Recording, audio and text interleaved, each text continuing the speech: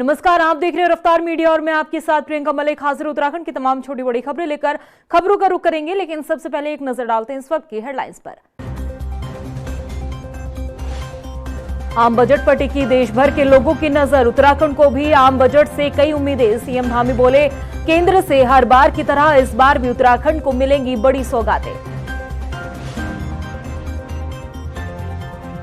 प्रदेश की सियासत में फैली चावल की खुशबू, मुख्यमंत्री धामी ने हरदा को उपहार में दिया था चावल का कट्टा। सीएम के खटीमा में धान बोने पर हरीश रावत ने कसा था तंज। उत्तराखंड में 2027 के विधानसभा चुनाव की तैयारी तेज, बीजेपी को भारी पड़ सकती है गढ़वाली, कुमाऊनी और देसी ब्राह्मणों की नाराजगी। सवाल, बिना ब्राह्मण वोटर कैसे जीतेगी भाजपा। और कोटद्वार में दुकान का नाम बाबा रखने वाले मामले ने पकड़ा तूल, दून से पहुंचे बजरंग दल के कार्यकर्ताओं ने काटा हंगामा। दोनों पक्षों ने एक दूसरे के खिलाफ पुलिस को दी तहरीर। हेडलाइंस के बाद बुलेटिन में सबसे पहले बात आम बजट की, जिसका देश भर के लोगों को इंतजार है। वित्त मंत्री निर्मला सीतारमण 1 फरवरी रविवार को सुबह 11 बजे संसद में केंद्रीय बजट 2026 पेश करेंगी। ऐसे में इस बजट से उत्तराखंड को भी काफी उम्मीदें हैं। मुख्यमंत्री पुष्कर सिंह धामी का कहना है कि केंद्र सरकार से उत्तराखंड को हमेशा बड़ी योजनाओं की सौगात मिलती है और इस बार भी बजट में उत्तराखंड को काफी बड़ी योजनाओं की सौगात मिलने की उम्मीदें हैं।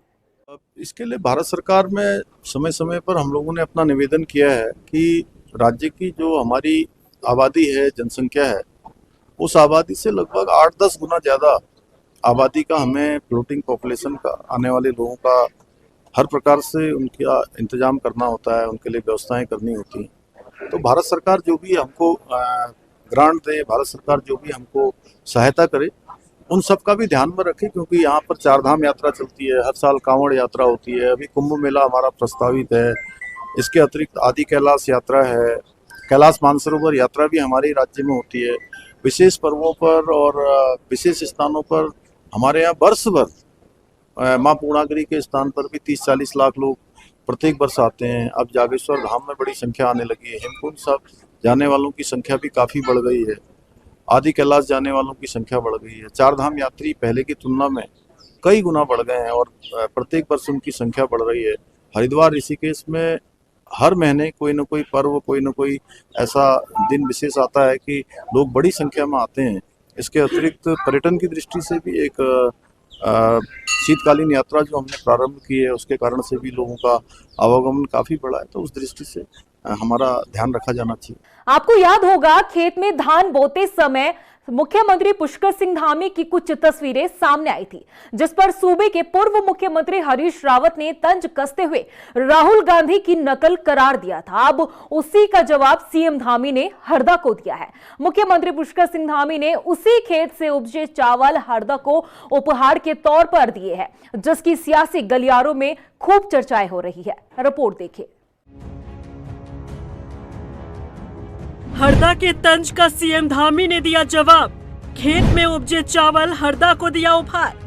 हरदा ने धामी के हल जोतते फोटो पर किया था तंज। राजनीति में नेताओं की टिप्पणी, तंज और बयान के कई सियासी मायने निकाले जाते हैं और अक्सर ही इन बयानों और तंज का जवाब भी उसी अंदाज में दिया जाता है।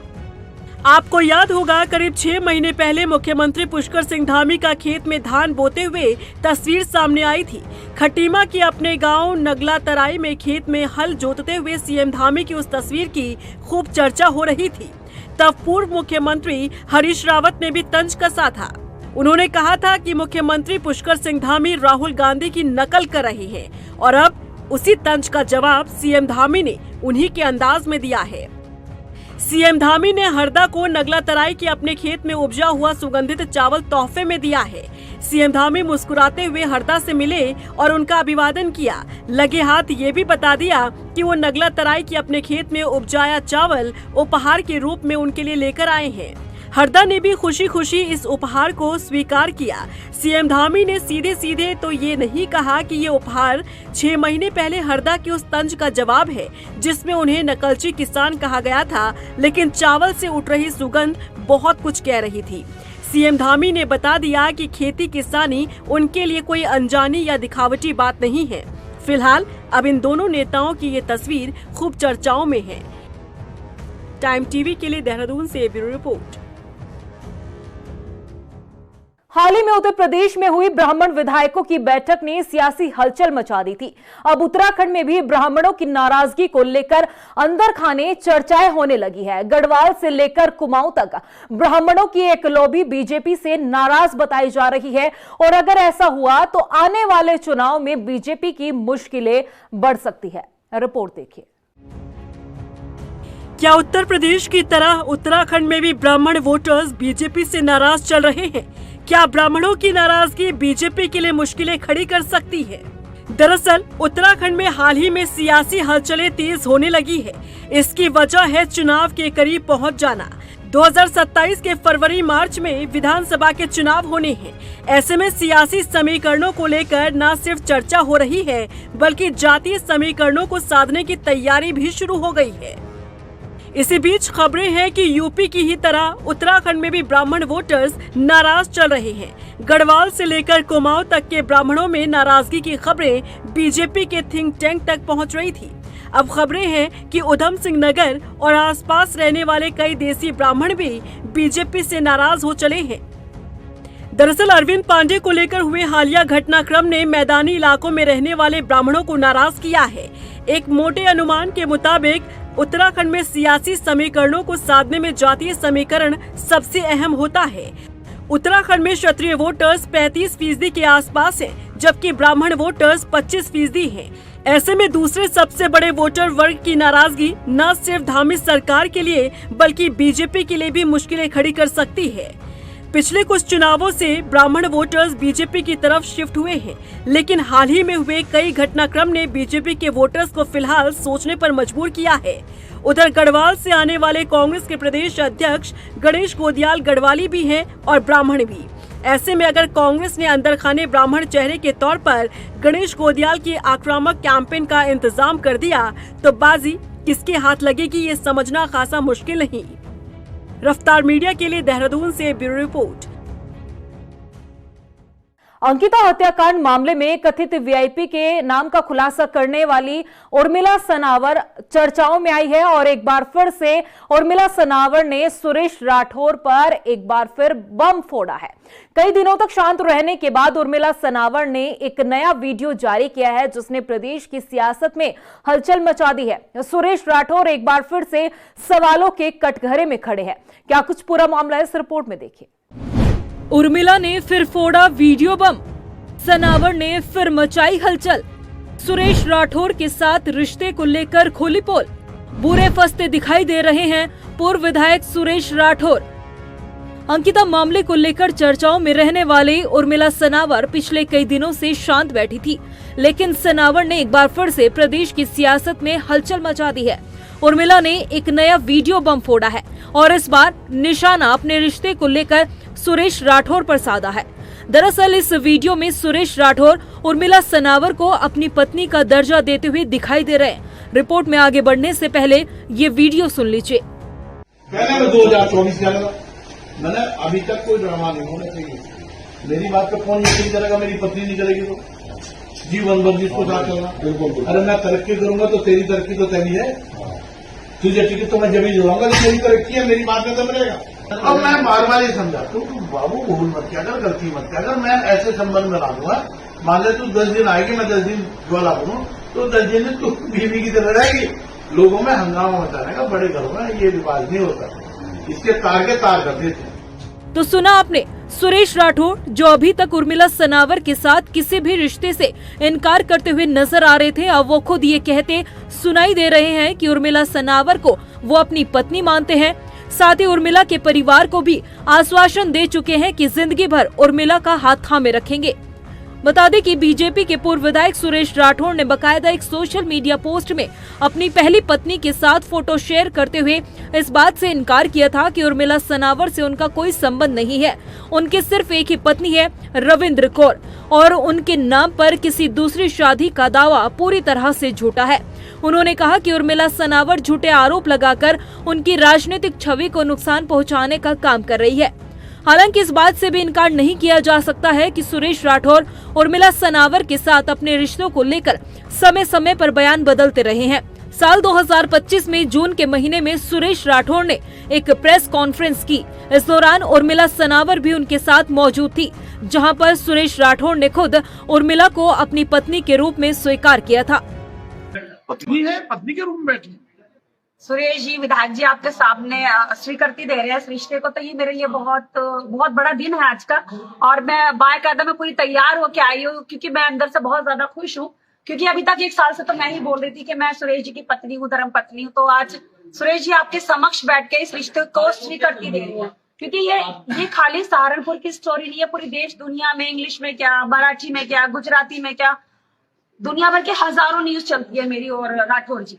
जरा सी न्यूज आती है तो मैं बॉम्बे में भी देखती हूँ। तो वो सब चीजें हैं कि हमारे बीच में मन मिटा हुआ, तो पत्नी स्वीकार कर रहे हैं, तो ये मेरे लिए बहुत सौभाग्य की बात है। लेकिन जैसे जैसे इन दोनों के रिश्ते को लेकर चर्चाएं तेज होने लगी, वैसे वैसे सुरेश राठौर अपने बयान बदलने लगे। और अब जब उर्मिला सनावर ने अंकिता हत्याकांड मामले में कथित वीआईपी के नाम का खुलासा करने का दावा किया, इस मामले में सुरेश राठौर से लेकर तमाम कई बड़े दिग्गज नेता लपेटे में आए, तो सुरेश राठौर ने फिर से उर्मिला के साथ अपने रिश्ते को लेकर इनकार कर दिया। ऐसे में अब उर्मिला का ये वीडियो सुरेश राठौर और सनावर के रिश्ते को लेकर कई गंभीर सवाल खड़े करता है। रफ्तार मीडिया के लिए देहरादून से ब्यूरो रिपोर्ट। कोटद्वार में एक दुकान का नाम बाबा रखने वाले मामले ने तूल पकड़ लिया है। देहरादून से पहुंचे बजरंग दल के कार्यकर्ताओं ने कोटद्वार में जमकर विरोध प्रदर्शन किया। वहीं इस पूरे मामले के बीच मोहम्मद दीपक नाम के शख्स की खूब चर्चा हो रही है। दीपक की तारीफ करते लोग थक नहीं रहे हैं। आखिर क्या है पूरा मामला, मोहम्मद दीपक को क्यों इतना ट्रोल किया जा रहा है और इनकी चर्चाएं क्यों हो रही है, और अब इस पूरे मामले को लेकर क्या कुछ अपडेट है, आइए इस रिपोर्ट में आपको दिखाते हैं। खूब चर्चाओं में मोहम्मद दीपक, हर तरफ हो रही मोहम्मद दीपक की तारीफ। आखिर कौन है मोहम्मद दीपक और क्या है बाबा नाम के दुकान से जुड़ा विवाद? इन दिनों सोशल मीडिया पर आपने इस शख्स को देखा होगा। इस शख्स के मुताबिक इसका नाम मोहम्मद दीपक है, जो खूब ट्रेंड कर रहा है और इस शख्स की लोग भर भर कर तारीफ कर रहे हैं। आखिर क्यों और ऐसा इसने क्या कर दिया जिसकी खूब सराहना हो रही है? दरअसल ये पूरा मामला है उत्तराखंड के कोटद्वार का। यहाँ पर एक 30 साल पुरानी दुकान जिसका नाम बाबा क्लॉथ हाउस था, वहाँ कुछ हिंदू संगठन के लोग आ धमके। अब क्योंकि इस दुकान के मालिक मुस्लिम थे, तो हिंदू संगठन के लोगों ने उनसे दुकान का नाम बदलने की बात कही।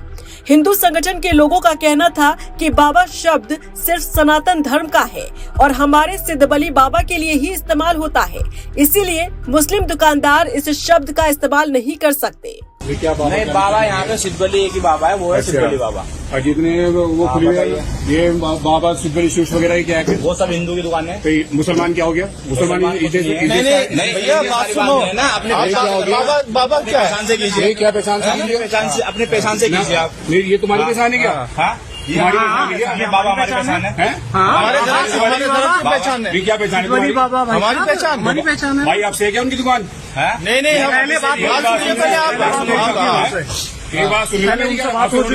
हैरत की बात यह है कि उस दुकानदार ने अपनी कोई पहचान नहीं छिपाई थी। बोर्ड पर साफ साफ उसने असली नाम लिखा हुआ था।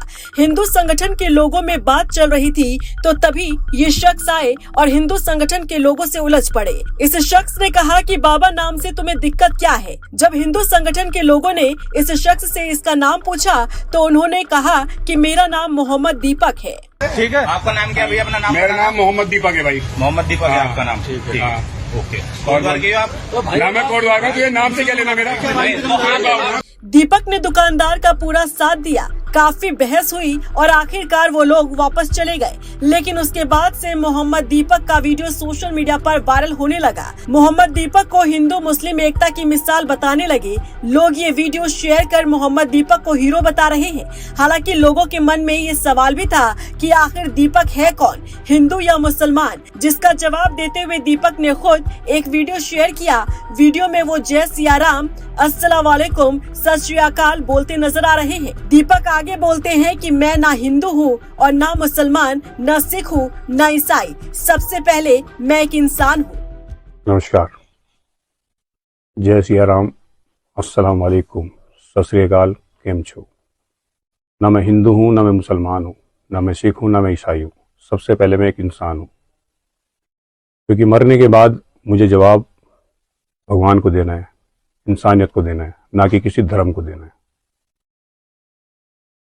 कुछ टाइम से आप एक चीज़ नोटिस कर रहे होंगे कि सोशल मीडिया पर एक वीडियो बहुत तेज़ी से वायरल हो रही है।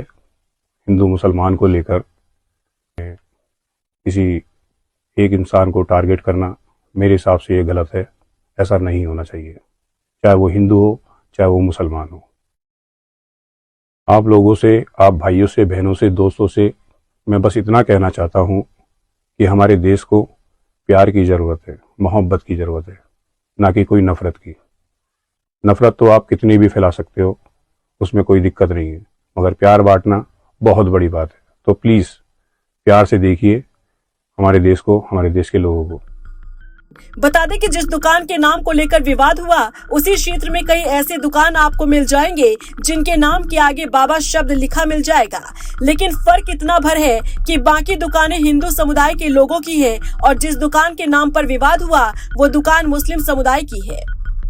लेकिन फर्क इतना भर है कि बाकी दुकानें हिंदू समुदाय के लोगों की है और जिस दुकान के नाम पर विवाद हुआ वो दुकान मुस्लिम समुदाय की है, जो कुछ धर्म के ठेकेदार पचा नहीं पाए और धमक पड़े अपनी ताकत दिखाने के लिए, लेकिन उन्हें मुंहतोड़ जवाब देने का काम किया दीपक ने। रफ्तार मीडिया के लिए देहरादून से ब्यूरो रिपोर्ट। वहीं नरेंद्रनगर में केंद्रीय विद्यालय के निर्माण कार्य शुरू होने से स्थानीय लोगों में खुशी का माहौल देखने को मिल रहा है। स्थानीय लोगों का कहना है कि वो लंबे समय से केंद्रीय विद्यालय की स्थापना की मांग कर रहे थे ताकि बच्चों को बेहतर शिक्षा मिल सके और अब जाकर उनकी मांग पूरी हुई, जिसके लिए उन्होंने शिक्षा मंत्री का आभार जताया। वहीं कनिष्ठ अभियंता का कहना है कि 15 कमरों के लिए 165 लाख रुपए की परियोजना है, जिसमें से 8 कमरों का निर्माण कार्य शुरू कर दिया गया है। जिला योजना से 82 लाख रुपए इसके लिए स्वीकृत किए गए। यह निर्माण कार्य अगस्त 2026 तक पूरा करने का लक्ष्य रखा गया है। सर, इसमें जिला योजना के अंतर्गत फिलहाल हमें 8 कमरे स्वीकृत हुए हैं 82 लाख रुपए में, जिसमें हमारा जो प्रोजेक्ट है वो 165 लाख का पहुंचना है, जिसमें 15 कमरे हम बना करके देंगे। लेकिन अभी उसकी स्वीकृति हमें प्राप्त नहीं हुई है, अभी 8 कमरों की ही स्वीकृति हमें प्राप्त हुई है। भविष्य से काफ़ी भविष्य के लिए इसमें डिमांड की जा रही थी केंद्रीय विद्यालय के लिए, तो इसलिए इसमें ये कार्य प्रारंभ कर दिया गया है और ये अगस्त 2026 तक पूर्ण कर लिया जाएगा। वहीं कालाडूंगी के उप जिलाधिकारी कार्यालय और न्यायालय का अपर जिलाधिकारी विवेक राय ने औचक निरीक्षण किया। इस दौरान सभी व्यवस्थाएं से वो काफी खुश नजर आए हैं। उन्होंने कहा है कि कार्यालय की कार्यप्रणाली, कर्मचारियों की उपस्थिति और अलग अलग मामलों के निस्तारण की गहन समीक्षा की गई है और सभी अधिकारियों और कर्मचारियों को उन्होंने जरूरी दिशा निर्देश भी दिए हैं। निरीक्षण के दौरान हमने एसडीएम न्यायालय के अभिलेखों को भी देखा है। काफी हद तक जो है अच्छी स्थिति पाई गई है इस कार्यालय की। हमेशा जो है निरीक्षण का उद्देश्य होता है कि सकारात्मक रूप से व्यवस्थाओं को पटरी पे रखा जाए। यदि कोई व्यवस्था नियमों के विरुद्ध चल रही है तो उसको नियम के तहत लाया जाए। बहुत सारी चीज़ें ऐसी मिली हैं जिसके संदर्भ में उप जिलाधिकारी को, तहसीलदार को निर्देशित किया जा रहा है। रुड़की के माधोपुर हजरतपुर गांव में ग्राम पंचायत बैठक में ग्राम प्रधान पर विकास कार्यों को लेकर लगे घोटालों को लेकर ग्रामीणों का गुस्सा फूट पड़ा है। जांच प्रक्रिया से असंतुष्ट ग्रामीणों ने न सिर्फ सवाल उठाए बल्कि ब्लॉक अधिकारियों से साठगांठ के गंभीर आरोप भी लगाए हैं। ग्रामीणों का कहना है कि जांच के नाम पर सिर्फ कागजों पर साइन कराए जा रहे हैं, जबकि जमीनी हकीकत पर कोई पड़ताल नहीं की जा रही है। वहीं इस पूरे मामले को लेकर बीडीओ सुमन कोटियाल का कहना है कि जांच प्रक्रिया नियम के हिसाब से चल रही है और पूरी जांच होने के बाद ही आगे की कार्रवाई की जाएगी। काम करवाने वाले फर्जी, वही जांच करने वाले, और वो सारी उसमें सही कर दे तो फर्जी भाल भी वो ना जांच हो जाए। जो हमने जांच करवाई ये भाल भी फर्जी। गाँव में जो पाइपलाइन कम से कम 28 पाइपलाइन इन्होंने फर्जी की रखी। भाल खोद को देख लें, ब्लॉक वाले कैसे कर देगा ना। ये तो दूसरा विभाग की जांच कर रहा था, सही हो जी। इनके सही वही है, कैसे वही कातिल हो जा, वही इंसाफ करने वाले हो जा। नहीं, इससे पूर्व भी जो है कहीं पर जो है वहाँ माधोपुर का जो है जांच की है हमारे उच्च अधिकारियों के द्वारा और विकास कमिश्नर से, लेकिन ऐसा नहीं पाया गया है। वहाँ पर यही है कि जांच जो है बिल्कुल निष्पक्ष रूप से हुआ है और आम जो है वहाँ दिखाई दिया। चमोली जिले में स्थित प्राचीन लक्ष्मी नारायण मंदिर की एक खास मान्यता है। कहते हैं यहाँ दर्शन मात्र से कई कष्ट और बीमारियां दूर हो जाती है। बता दें कि चमोली के देवराड़ा गांव में स्थित उत्तराखंड का एकमात्र प्राचीन लक्ष्मी नारायण मंदिर अपने आप में दिव्य शक्तियों से विद्यमान है। कहते हैं यहाँ दैव कार्य करने का मौका उसी को मिलता है जिस पर लक्ष्मी नारायण की कृपा होती है। ये मंदिर उत्तराखंड सरकार के अधीन पुरातत्व विभाग में पंजीकृत है।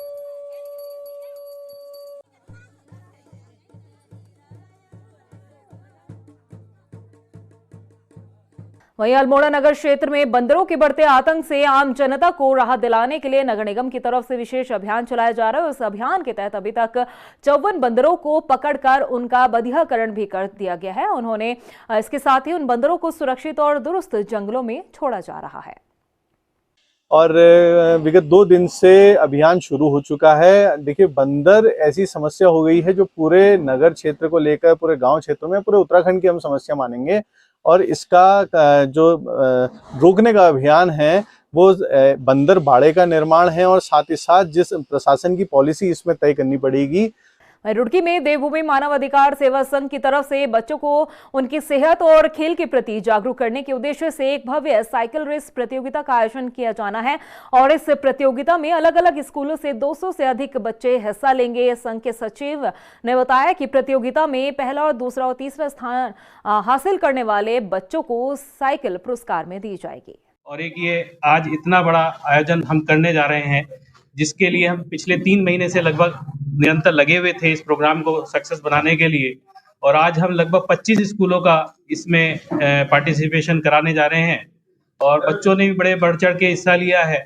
इसमें हम बच्चों को प्राइज भी देने जा रहे हैं। फर्स्ट, सेकंड, थर्ड को साइकिल गिफ्ट करी जाएगी और टॉप 10 बच्चों को ट्रैक सूट भी दिया जाएगा। इसमें हमने गर्ल्स वर्क को भी एक साइड में करके उनको फर्स्ट, सेकंड, थर्ड को ट्रैक सूट गिफ्ट के रूप में दिए जाएंगे। गढ़वाल से लोकसभा सांसद अनिल बलूनी पौड़ी जिले के पातली गांव का दौरा करने के लिए पहुंचे और इस दौरान सांसद अनिल बलूनी ने पातली और आसपास के प्रवासी ग्रामीणों से संवाद भी किया और लोगों से अपील करते हुए कहा कि कम से कम एक लोक पर्व और अपने परिवार के कम से कम एक सदस्य का जन्म दिवस अपने गांव में जरूर मनाएं और एक संतान का विवाह कार्यक्रम भी अपने गांव में ही करें। इसके साथ ही उन्होंने कहा कि पलायन को रोकने और गांव का विकास करना हमारी प्राथमिकता है। कहीं देहरादून और श्रीनगर और दिल्ली जाके विस्थापित हो चुके हैं। आज एक शुरुआत की है, इन सब लोगों को यहाँ बुला के एक मुहिम हम लोगों ने शुरू की है। अब पूरे गढ़वाल में, पूरी लोकसभा में जहाँ जहाँ गोष्ठ विलेज होंगे वहाँ हम लोग जाएंगे और वहाँ के ग्रामवासियों को बुला के और ये उनसे आग्रह और अपील करेंगे कि अपने गाँव में किसी तरह से नाता जोड़ के रखिए।